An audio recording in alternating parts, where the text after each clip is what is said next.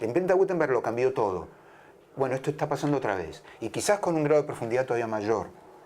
Todavía no lo puedo saber, porque acá deberíamos hablar de marcos de tiempo mucho más grandes. Vos pensás que cuando habían pasado 50 años del invento de Gutenberg,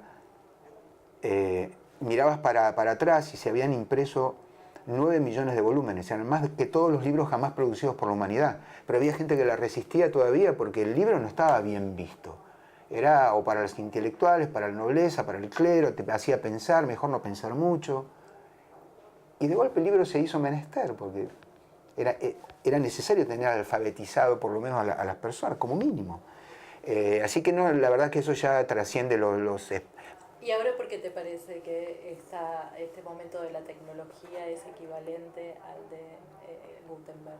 Porque lo que cambió fue, a ver, por lo menos tal como yo lo puedo ver, desde mi óptica, la aparición de ciertas tecnologías lo que hacen es cambiar el poder de manos.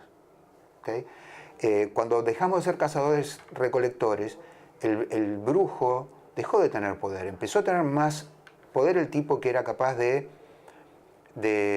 anticipar el clima, porque empezamos a sembrar.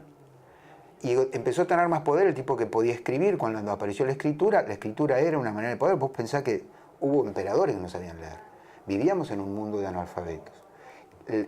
Las tecnologías relacionadas con el lenguaje suelen estar muy atadas al poder porque es nuestro rasgo característico. Ningún animal habla como nosotros. Se comunican, dicen este es mi territorio, lo que quieras, pero no pueden hacer esto que se llama doble articulación del lenguaje. Con un conjunto muy chiquito de sonidos producir un número no infinito, pero sí imposible de anticipar de contenido. Vos tenés desde el menú de la pizzería hasta Finnegan's Wake de Joyce, está de hecho con el mismo mecanismo simplísimo por otro lado, y eso es genético. Y cuando aparece el libro de Gutenberg, el conocimiento, vos pensás en los scriptoriums donde se producían los libros a mano, los libros estaban encadenados. ¿No es lindo? Sí. ¿No es simbólico? El tipo libre, o sea, decimos que Gutenberg inventó la imprenta de tipos móviles. No, inventó el libro en masa. Y con esto se atomizó el poder. Hubo mucha más gente que tenía el poder de difundir sus ideas. Nacieron las ciencias, salvo la matemática y algunas más que ya existían.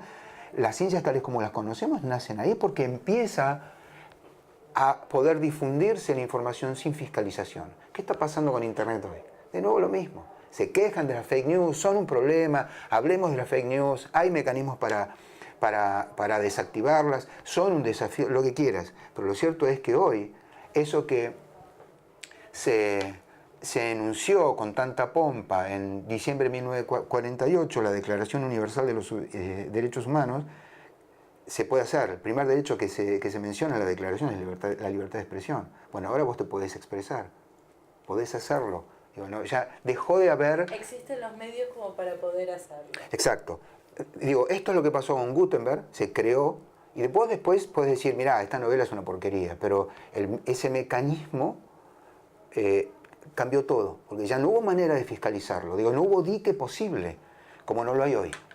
Existen diques, sin duda, y hay países que directamente están desconectados del Internet. Pero una cosa no quita la otra, esto es un error de razonamiento. Todos los gatos son felinos, pero no todos los felinos son gatos. Entonces el hecho de que solamente exista el mecanismo, ya cambia las cosas. Y de hecho lo está cambiando. Y lo otro es el poder de cómputo barato. Vos pensás que para cuando yo vi mi primera computadora, no me acuerdo exacto los números, está ahí la listita en internet, pero ponele que un flop, o sea, una operación de coma flotante por segundo costaba 16.000 millones de dólares. Hoy, lo mismo cuesta 1.000 millonésimo de dólar. Y lo llevamos en el bolsillo. Esto no es un teléfono, esto es una computadora de propósito general que pesa 140 gramos. E insisto, tiene 1 millón de veces más memoria que esa computadora de 1967 y 4.000 veces más que mi primera computadora. Esto lo cambia todo. Esto cambió por completo el escenario. Y decime cualquier actividad humana y yo te voy a decir dónde hay tecnología ahí. Y si no la hay, entonces hay un problema. La inteligencia artificial como tal recién empieza, ¿no? Quiero decir, no es que mañana va a aparecer un señor en el MIT, otro en Harvard, otro en Stanford y van a decir, bueno, miren, vamos a desarrollar hasta acá. Esto es el principio, estamos en la era del gramófono, si estuviéramos hablando del registro de la música. ¿Y estamos al tanto de los desarrollos? ¿Cómo se accede a la información sobre los desarrollos que hay, por ejemplo, en materia de inteligencia artificial? En algunos casos sí, porque son sistemas abiertos, software libre si querés, código fuente abierto, no son exactamente lo mismo. Yo vengo escribiendo desde la época en que nos llamaban virus y comunismo, ¿sí? Pero hoy, desde los teléfonos con Android hasta la máquina de Dios, el gran colisionador de hadrones, usan software libre. En ese caso, los desarrollos de inteligencia artificial vos los podés ir y ver. En otros casos no. En otros casos están en manos de compañías privadas y por otro lado, desde mi punto de vista, tienen el derecho de proteger su código, que lo hagan. Pero hay un número muy grande de desafíos. Y hay un número muy grande de mitos también con el tema de la inteligencia artificial. Uno de ellos, y me parece que es el... Yo lo escribí hace poco en el diario, lo hablé con una cantidad de gente que sabe mucho de esto, es el tema de la conciencia. Las máquinas no tienen conciencia, o por lo menos no sabemos si la tienen, porque para empezar no sabemos qué es la conciencia. No tenemos una definición algorítmica de qué es la conciencia. Supongamos que la tuviéramos y la pudiéramos programar en una máquina. En ese caso, vos tendrías una paradoja, porque la simulación de conciencia no es conciencia. La conciencia empieza por no ser una simulación. En el caso de que la máquina realmente accediera a cierto grado de conciencia, que no es una simulación, entonces tendríamos una máquina consciente. ¿Qué haría la máquina en ese caso? ¿Realmente se tomaría el trabajo de aniquilarnos como un Terminator? ¿O sería el hombre del bicentenario? ¿Se trataría de parecer a nosotros o como se está empezando a descubrir ahora, la inteligencia artificial parecería estar produciendo sus propios fenómenos psíquicos que no tienen nada que ver con nosotros? Con lo que la disrupción es todavía mayor, porque el error que a mi juicio hemos cometido durante décadas es creer que la inteligencia artificial se va a parecer a nosotros. Esto me lo contaba Hugo Skolnick, el fundador de la carrera de computación de exactas, un genio, y él programó el arquero para el campeonato de fútbol que se jugó en Corea del Sur, no me acuerdo en qué año, 2005, una cosa así, no te estoy hablando antes de ayer, ¿eh? Sí, sí. No me acuerdo el año exacto, pero hace bastante. Y ellos después estudiaron obviamente cómo pensaban los robotitos a lo largo del partido. Y eran creativos futbolísticamente, pero no como lo hubiera sido como hubiera sido un equipo de seres humanos. Exacto. Hay un cuento extraordinario, que no me acuerdo el título, pero está en Vacío Perfecto, de Stanislav Lem, donde trata justamente de cómo nos vería el software inteligente a nosotros, como el creador. ¿Cómo sería eso? No, la verdad es que el tema de la inteligencia artificial es una de las grandes cosas que están en el horizonte. Se habla mucho, se sabe relativamente poco.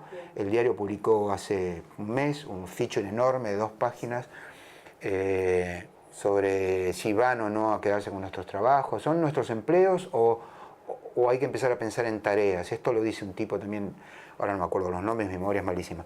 Pero hay mucho para reflexionar ahí. Lo había antes, cuando aparecieron las computadoras personales, y no hicimos los deberes y tuvimos una crisis de seguridad muy grande, y ahora la volvemos a tener con la Internet de las cosas. No, la inteligencia artificial salió hace más, la Internet de las cosas salió hace más o menos un mes o 20 días, una cosa así. Ahí hay un montón de cuestiones, no solamente técnicas, sino también filosóficas, éticas. Los coches autónomos han demostrado que son capaces de matar a una persona. Mató hace poco un auto experimental de Uber a una ciclista. Se convirtió en la primera persona asesinada por un auto robótico. Ahí yo digo, pararon todo, echaron para atrás, lo que quieras, pero quiero decir, hoy hablábamos en el podcast que tenemos con Ricardo Sametman y Guillermo Tomoyose con La Nación, de que se ha descubierto que el sistema de armas estadounidense es vulnerable, tiene un montón de vulnerabilidades. Unos chicos, a pedido del Departamento de Defensa, lo intentaron hackear y lo hackearon, claro, y tomaron el control. No estamos hablando de una multijuguera, estamos hablando de sistemas de armas. Así que está, digamos, cuando uno habla de disrupción, habla en realidad de disrupción, quiero decir, de disrupción paradigmática. Son todos los renglones de toda actividad humana la que cambia con esto.